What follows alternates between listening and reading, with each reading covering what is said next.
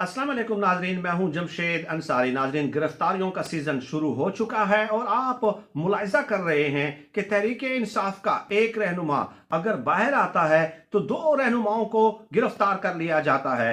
चुनाचे अब आने वाले दिनों में 4 सीनियर सहाफियों की गिरफ्तारी मुतवक्के है, जो मुबैना तौर पे जराए ने बताया है। हारून रशीद साहब और इसके अलावा चौधरी गुलाम हुसैन साहब, आरिफ हमीद भट्टी साहब और इसके अलावा खावर गुमन साहब, ये 4 लोग मुमकिन तौर पे जराए के मुताबिक गिरफ्तार हो सकते हैं। इसके अलावा मजीद सहाफियों की भी लिस्टें और फहरिस्तें तैयार की गई हैं।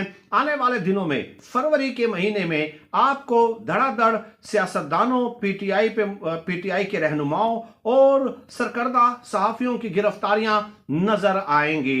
आज की इस वीडियो में इतना ही। अल्लाह पाक हमारे